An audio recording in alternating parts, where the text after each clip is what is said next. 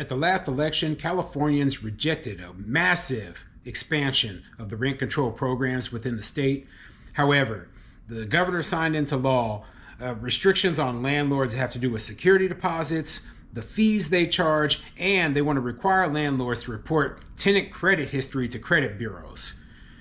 I'm Tony, and this is Real Estate Investing and Landlord News.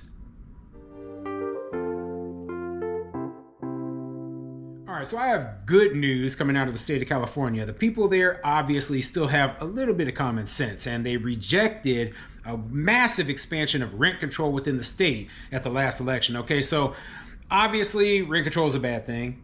They already have rent control in California, and expanding it further would have been even worse for the rental housing market within the state. Okay, but they, at least for now, rejected that. And I'm glad, okay? But that doesn't mean that all the other issues that they already have in place, they aren't a big problem for landlords. I'm going to go over some of those issues today because, you know what? They have new laws that are going to make it even more difficult to be a landlord within the state of California. Laws that limit how much security deposits landlords can charge, what fees that we can charge, and they're going to require some landlords at least to report tenants' credit history to credit bureaus. So yeah, they're going to make our job harder. They're going to make everything a lot more expensive, and there's going to be even more people who say, I don't want to be a landlord within the state of California. And I can't blame them one bit. So before I get into the article, go ahead, hit the like, subscribe button, maybe leave a comment down below and let me know what you think. So do you think any of these laws that they're going to pass, in terms of the fees we charge and the security deposits and reporting tenant credit history, you think that's going to make any difference whatsoever? I mean, really? I think these are all feel-good measures put in place by politicians trying to get a vote. That's it. And it's going to actually add to the cost of doing business as a landlord or as a developer who wants to build rental properties and make it so that, hey, we have to charge more rents because of it. So any of those properties that are excluded from rent control, they're going to be the ones that you're going to see the biggest amount of price increases on. Anyway, let me get into this article and tell you about all these new changes within the state. This article is coming from NixonPeabody.com, and it says, California's new renters' rights laws, what residential landlords need to know. Let's get into it. California voters firmly rejected Proposition 33 on the November ballot, which could have opened the door to a flurry of local residential rent control measures. Nevertheless, the California legislature is likely to continue to pile on landlords' responsibilities in its attempt to make a positive impact on housing affordability. The legislature's focus on renters is understandable, considering that nearly 44% of California's population rent their homes, and over 52% of these renters are considered cost-burdened. Understanding the latest California rental laws is crucial for property owners to navigate these changes effectively. And yeah, I agree. If you're going to do business in the state of California as a landlord, you have to understand their laws. If you don't, you're going to be screwed, period. There's nothing else to say.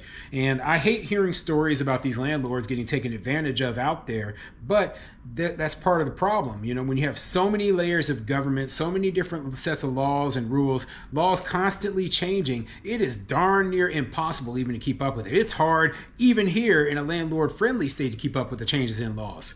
But, I'm one of those people who believes less government and less bureaucracy actually would be the solution to the affordable housing crisis.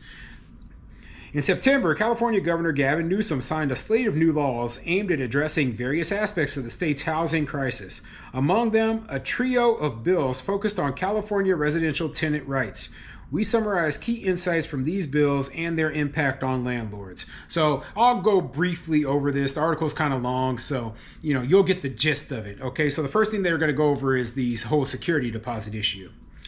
AB 2801, security deposit restrictions for landlords.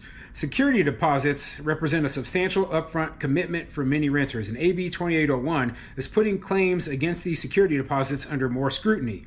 Key changes appear in two fronts: what can be deducted from security deposits and the requirements to support a landlord's deduction against the security deposit. The big change first: provided renters leave the unit as clean as when they found it, Except for ordinary wear and tear, security deposits are no longer allowed to be used for professional carpet cleaning services or other professional cleaning services. Landlords' claims for materials and supplies are no longer limited to an amount necessary to make reasonable replacements, but now must be limited to a reasonable amount necessary to restore the premises back to the condition it was in at the inception of the tenancy, exclusive of ordinary wear and tear. So you can no longer put down there that you had to use professional cleaning services as a reason to take away from a person's security deposit, even if they left boo-boo on the floor. Okay, yeah, I mean, the place was in great shape. There was boo-boo on the floor. I had to call in a cleaner to clean up the boo-boo. No, that doesn't count according to the state of California. You know, having to clean up boo-boo, you just got to do that out of your own pocket. You can't take that out of the security deposit. Yeah, dumb law. Okay, I used an example that I thought of in 5 seconds to make their law sound like idiocy. Okay, the landlord must provide an itemized list and photo evidence as to why any portion of the deposit was retained. I've heard of these laws before. Idiotic, especially considering that a lot of landlords, especially the small mom and pops, they do the work themselves. Okay. They don't hire people to come in and do repairs. They are literally doing the work themselves. And when you do the work yourself, it is hard to say, well, how much is the human labor aspect of doing it? So what this ends up doing is it takes away the motivation for somebody like me who, you know, I could basically be a handyman because I could do so many repairs. It takes away my motivation for wanting to do any of the repairs. And because I have to itemize it, I am going to call a repairman to come do it, and it's going to cost a lot more to do it, so I'm going to have to take a lot more of your security deposit. So, like I said, these sort of idiotic laws, they add to cost. But let me go down into the second thing they talk about here. Reporting rent payments to credit bureaus. Rent payments can be a sizable portion of a tenant's monthly budget. The legislator, through AB 2747, wants tenants to be able to reflect their on-time payments in their credit score. This bill requires, on or after April 1st of 2025, a landlord of residential real property with more than 15 dwelling units to offer tenants annually the option of having their full on-time rent payment reported to at least one nationwide consumer reporting agencies, right? And I have talked about these laws before, and here's my biggest gripe with the laws, right?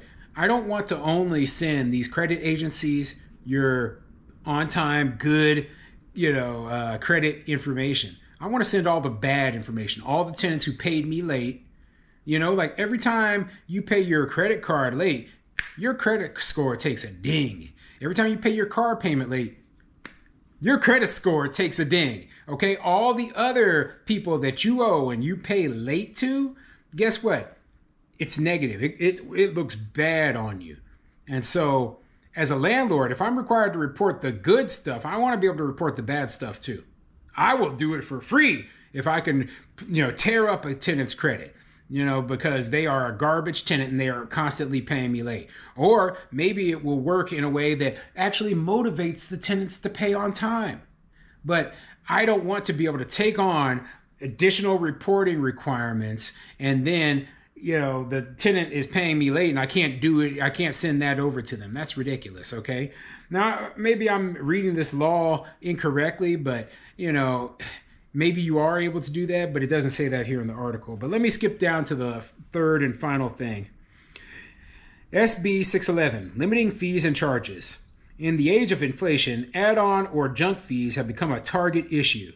SB 611 aims to restrict the cost that landlords can pass on to renters, absent inclusion in the base rent, by limiting certain tenant fees. Landlords are already required to provide tenants with an option for payment beyond cash or electronic funds transfer, and SB 611 now prohibits landlords from charging tenants a fee for paying for rent or a security deposit by check.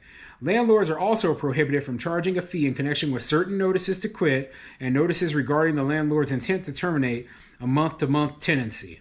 Okay, but keep in mind, right? Everything that we charge a fee for, the reason. Did you ever ask, why are landlords charging fees for these things? Do you think this is some sort of big, this is how we make all our money by charging a fee for terminating a tenancy? No. Why are they charging it? Because there are costs that we incur that we want to recuperate, period. It's that simple. Okay, when we charge a fee, it is because we are being, this cost that we are adding, we are trying to pass it on to the tenant. And in a place like California, where they have rent control, guess what? The only way that landlords are able to recover the costs, the additional costs that they face, are by charging fees. And so, it's kind of like a workaround for rent control. I've mentioned this before that, hey, you can't raise the rent, but you can charge these additional fees, It's all part of doing the business. So, a lot of the times landlords, they do it this way. And now the tenant groups, the politicians who are all in support of this nonsense, they figured out that, hey, we know what we're doing. We're actually making these rent control buildings profitable, and we don't like it. So we're going to punish them by making it so they can't charge any fees. Like that's going to somehow solve the problem. Remember, the cost will somehow always end up back on the tenant. So what do you think? What do you think of all these rule changes? Do you think any of this is going to make any difference at all? I don't. Okay, I think it's absolutely ridiculous. Like I said before, another motivation for me to look elsewhere when it comes to buying a rental property.